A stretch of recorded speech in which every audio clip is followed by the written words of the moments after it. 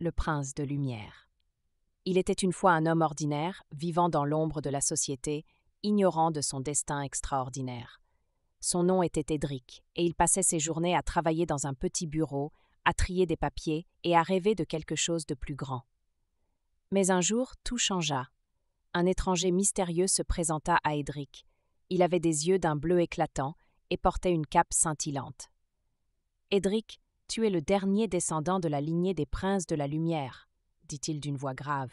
« Ton pouvoir est immense, mais tu l'ignores encore. » Édric était abasourdi.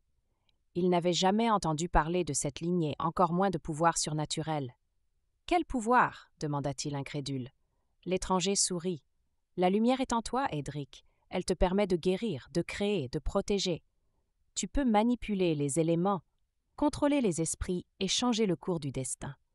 Mais il y a un prix à payer. » Édric hésita. « Quel prix ?»« La solitude, » répondit l'étranger. « Les princes de la lumière sont destinés à marcher seuls.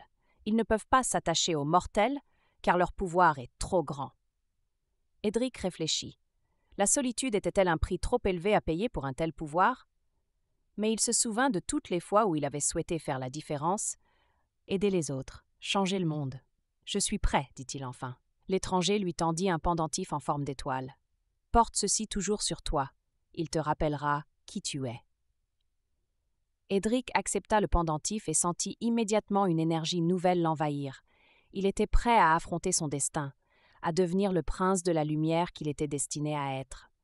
Et ainsi commença l'histoire d'Édric, un homme ordinaire devenu un être extraordinaire, un prince de la lumière dont le pouvoir n'avait pas de limite.